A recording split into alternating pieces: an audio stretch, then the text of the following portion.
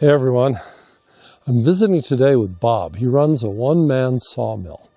I'm really impressed by this, that the technology today allows one person to make lumber. Bob runs this mill. He's been running it, I think, 18 years. He's been making his own lumber. I quit working for other people, supposedly retired. I'm in my 18th year since I Doing this. quit reporting to other jobs. He's got several hundred acres of land here. So many of the trees come from his own land, but he also gets other sources of lumber, other people who need maybe some trees removed from a property, and that includes salvage logging.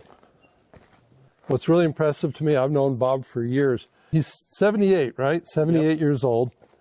And like, how many people that age are doing this kind of hard work out here? And it's a nice day today, but you've been out here when it's like... Oh, yeah. It doesn't matter. Snowing, raining. I think... Matter.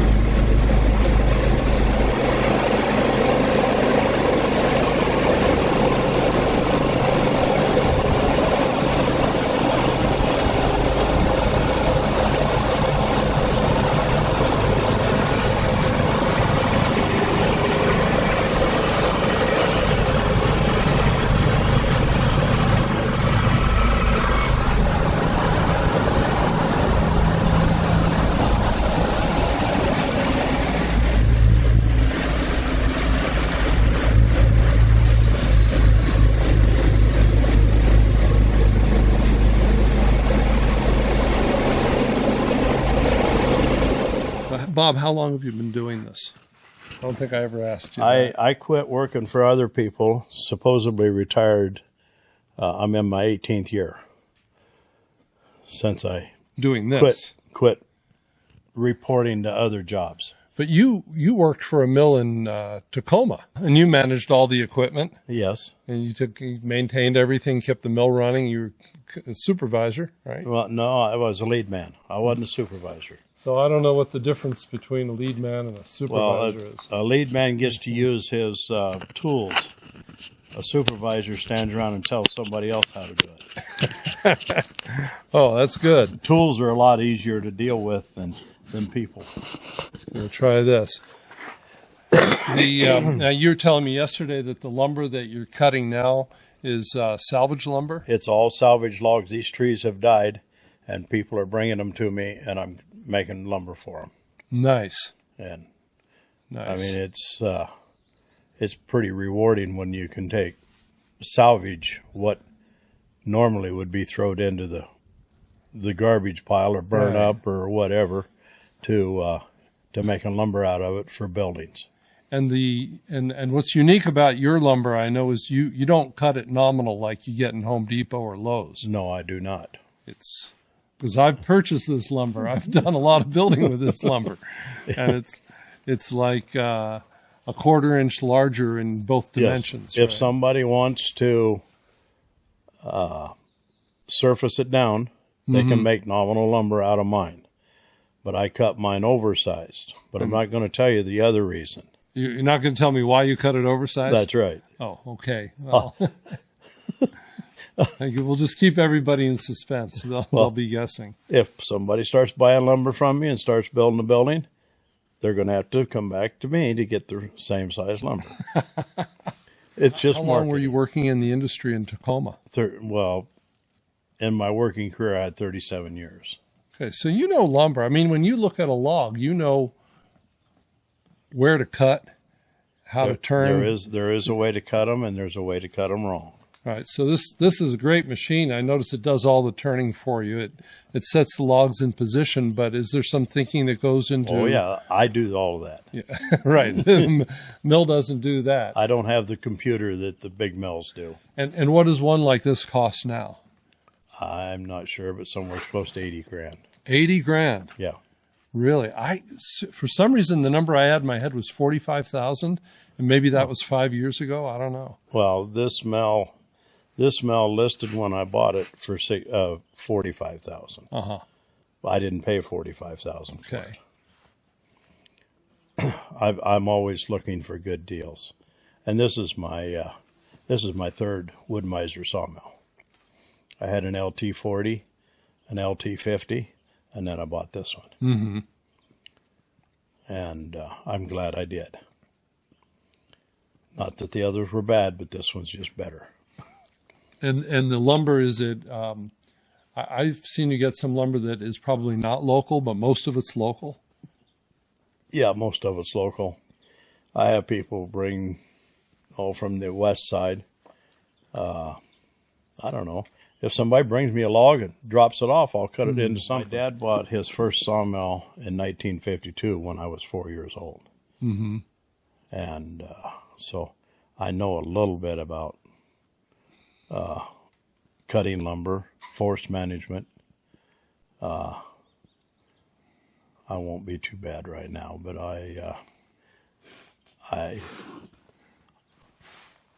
everybody says they love the trees. But there's a way to love trees and there's a way not to love trees. Mm-hmm. They're put here for a reason. And we're supposed to make the biggest cut out of that we can and maintain the good oxygen for us to keep breathing.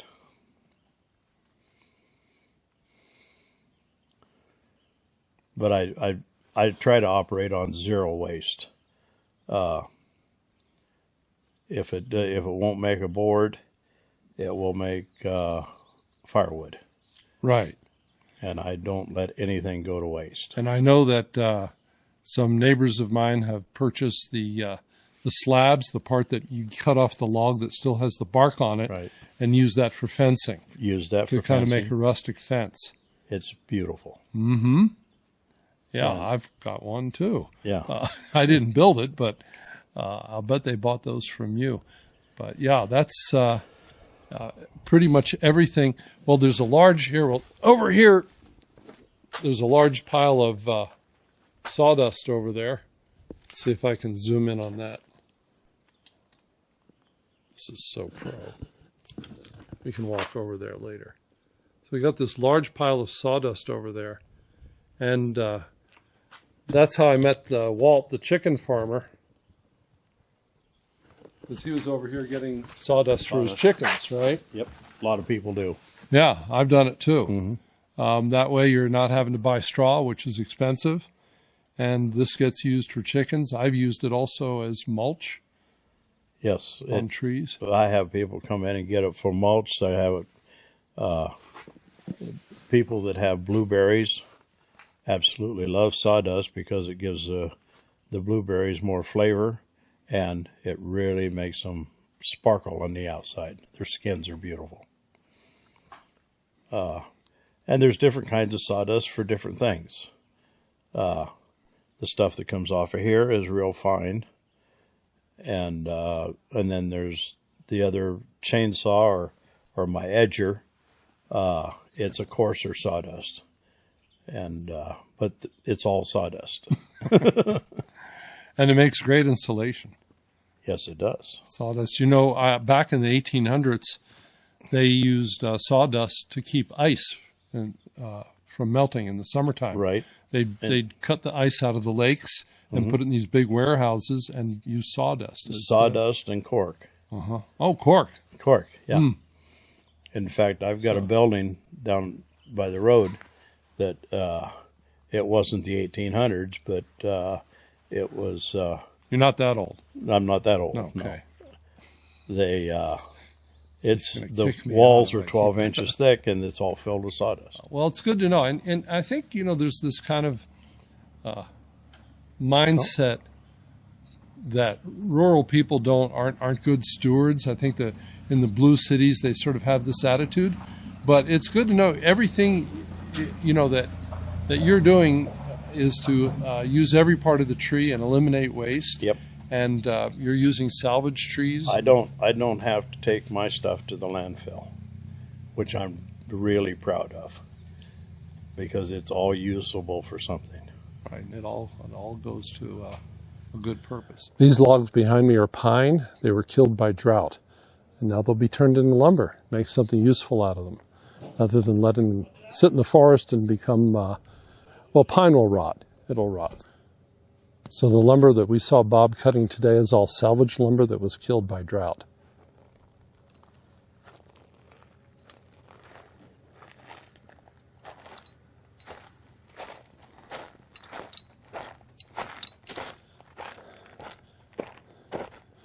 We're quite a few years into a long drought in the Pacific Northwest. And as the trees get stressed by drought, then the bark beetles come in. They know that the trees are struggling. They take advantage of that, and they burrow in through the bark, and they cut kind of little tunnels under the bark. Those tunnels cut off the supply of water that comes up through the cambium to the tree, and kills the tree. This tiny little beetle like this big can kill massive trees. Like these pines and the firs, both the pines and the firs. There's one kind of bark beetle that attacks the pines and another one that attacks the firs. And unfortunately, we're seeing both of those all through Oregon, Washington, and Idaho right now, and throughout the West.